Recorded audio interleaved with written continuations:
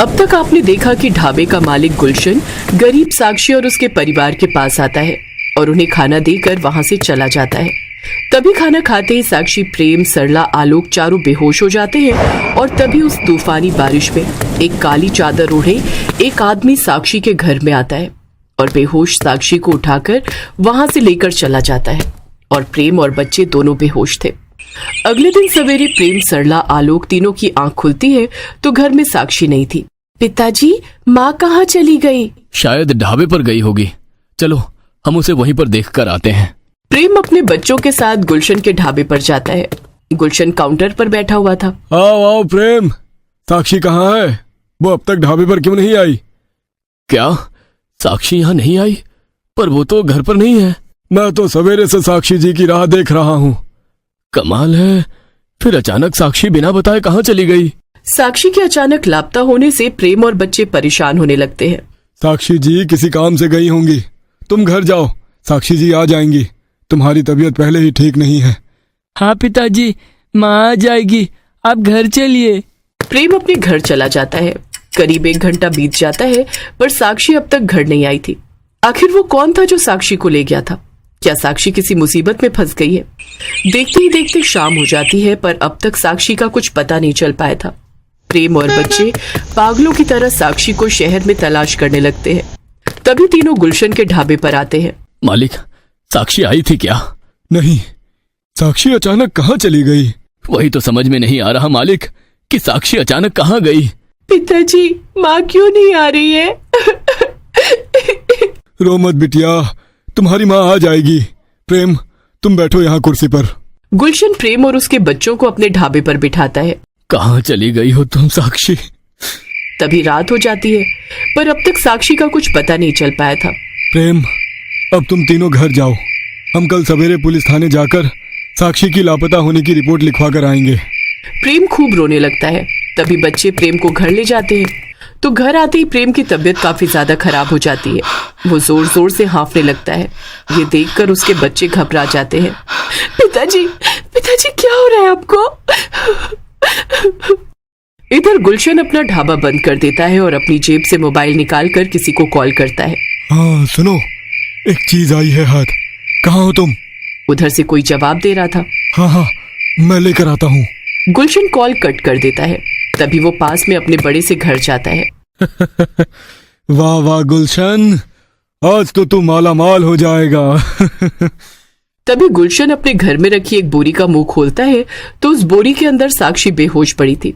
देखा साक्षी, इसे कहते हैं फायदे का सौदा। मैंने कितनी चालाकी से तुम्हारे दिल में अपनी जगह बनाई और तुम्हें बेहोशी वाला खाना खिलाकर तुझे अपने कब्जे में ले लिया। अब मैं तुझे बेचकर लाखों रुपए कमाऊंगा। चलो, अब कोई देखे उससे पहले ही साक्षी को बेच आता हूँ। गुलशन बोरी का मुंह बांध देता है जिसमें साक्षी बेहोश पड़ी थी। तभी वो बोरी बाहर लेकर आता है और उसे अपनी कार पर रखकर शहर से बाहर एक सुनसान इलाके में जाता है जहाँ प्रेम का छोटा भाई वरुण खड़ा था। माल लेकर आए हो? जी साहब, बड़ा ही तगड़ा माल है आज का। तभी वरुण गुलशन को कई सारे पैसे देता है। असल में वरुण गुलशन से हमेशा ऐसे ही लोगों को खरीदता था। अब इसे भी विदेश में बेच दूंगा। वरुण इंसानों को विदेश में बेचने का काम करता था।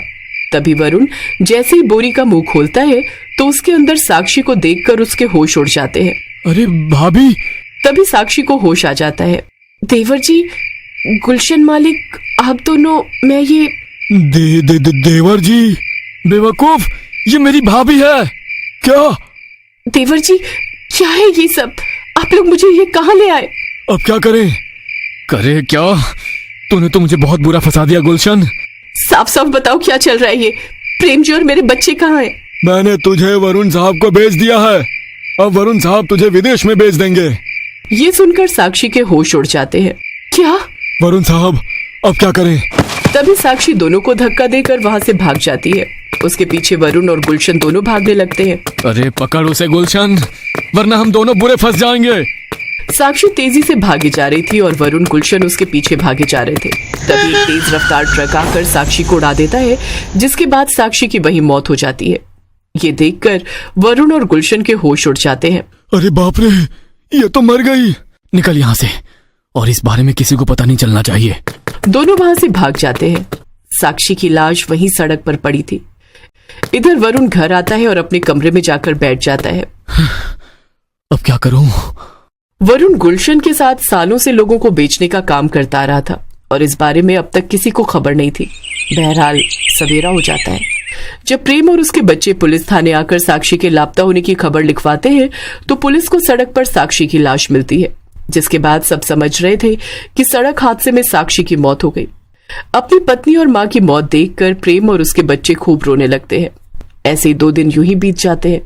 प्रेम और उसके बच्चे भूखे प्यासे उस छोटे से घर में बैठे थे। प्रेम जिंदा लाश की तरह घर में पड़ा था और उसके बच्चे अपने पिता के पास रोते हुए बैठे थे। इधर वरुण घर के सोफे पर परेशान बैठा था। तभी वहां महेश और रिया दिया आते हैं। परेशान हो चुका हूं मैं तो माँ की वजह से। कितना इलाज कराऊं मैं माँ का? अब क्या करे वरुण माँ का? भाई मैं पहले ही बहुत परेशान हूँ। हम ना माँ को किसी अनाथ आश्रम में छोड़ आते हैं। माँ के कारण बहुत परेशानी हो रही है। सही कह रहा है तू वरुण, हम माँ को अनाथ आश्रम ही छोड़ आते हैं। तभी अगले ही दिन महेश और वरुण संगीता, जो काफी बीमार थी, उसे शहर के एक अनाथ आश्रम में छोड़कर वहां से चले जाते हैं। करीब 1 घंटे बाद अचानक बीमारी के चलते संगीता की मौत अनाथ आश्रम में हो जाती है। इधर महेश और वरुण को अनाथ आश्रम से संगीता की मौत की खबर आती है तो वो चारों अनाथ आश्रम में आते हैं, जहां अनाथ आश्रम का मालिक कौशल जब संगीता की लाश को देखता है। अरे ये तो संगीता बहन है, ये यहाँ थी। अब जानते हो हमारी माँ को? हाँ, बहुत अच्छे से। संगीता बहन सालों पहले हमारे इस अनाथ आश्रम में अपने बेटे प्रेम के साथ दान किया करती थी। तभी हमारे आश्रम में 2 नवजात बच्चे आते हैं। उनकी हालत बहुत खराब थी। पैदा होते ही उन्हें मरने के लिए कचरे में फेंक दिया था। कुत्तों के काट जाने से भी वो बहुत रो रहे थे। उन दोनों बच्चों को रोता देखकर संगीता बहन का दिल पिघल गया और उनसे रहा नहीं गया। संगीता बहन ने दोनों बच्चों को गोद ले लिया। ये सुनकर वरुण महेश के होश उड़ जाते हैं। क्या हम अनाथ थे? इसका मतलब ये हमारी माँ नहीं है? जिस माँ ने हमें इतना अच्छा जीवन दान दिया, पाल पोस कर इतना बड़ा किया, उस माँ के साथ हमने ऐसा किया। प्रेम भाई हमारे सगे भाई भी नहीं थे। उस भाई ने हमें पढ़ा लिखा कर इस काबिल बनाया, एक पिता की तरह हमारी परवरिश की। उस भाई को हमने दर दर की ठोकरें खाने को छोड़ दिया। दोनों अपने किए पर खूब रोने लगते हैं। तभी वरुण महेश, रिया, दिया को साक्षी की मौत के बारे में और अपने कारनामों के बारे में सब बता देता है। ये सुनकर महेश वरुण को बहुत मारता है। नालायक! जिस देवता समान भाई ने हमें इतनी अच्छी जिंदगी दी, तूने उस भाई की पत्नी के साथ इतनी दर्दनाक हरकत की। हाँ? उसे क्या मार रहे हो? आपने कौन सा अपने भाई और माँ को खुशियां दी हैं? तुम दोनों को तो अपना पति कहने में भी शर्म आ रही है। वरुण महेश खूब रोने लगते हैं। माँ जी और भाभी को तो हमने खो दिया, अब प्रेम भाई साहब को नहीं खोना चाहते हम। अब वही है जिनसे हम अपनी गलतियों की माफी मांग सकते हैं। हमें प्रेम भाई को ढूंढना होगा। तभी चारों दौड़ते हुए गुलशन के पास जाते हैं। गुलशन, बता, तुझे मेरी भाभी कहाँ मिली थी? मेरे प्रेम भाई और उनके बच्चे कहाँ हैं गुलशन? वो सामने घर है ना, उसी में आपका भाई और उसके बच्चे हैं। चारों उस घर की ओर जाने लगते हैं। प्रेम की हालत बेहद गंभीर हो चुकी थी और उसके बच्चे भूख की तड़प में अपने जीवन की आखिरी सांस ले रहे थे। तभी प्रेम को अपने स्वर्गवासी माता पिता दिखाई देते हैं। माँ, पिताजी। प्रेम बेटा। माँ, मैं आ रहा हूँ आपके पास। माँ। तभी महेश, वरुण, रिया, दिया चारों उस घर के अंदर आ जाते हैं। वो जैसे ही घर में आते हैं तभी प्रेम और उसके बच्चे तीनों तड़प तड़प कर मर जाते हैं। दर्द का ये भयानक मंजर देखकर महेश, वरुण, रिया, दिया खूब रोते हैं। तभी दोनों भाई अपने भाई प्रेम की लाश को सीने से लगाकर चिल्ला चिल्ला कर रोने लगते हैं। प्रेम भाई। उठ जाओ बच्चों, सरला उठना बिटिया, उठना। आलोक बेटा उठना, आंखें खोलना बेटा, आंखें खोलना।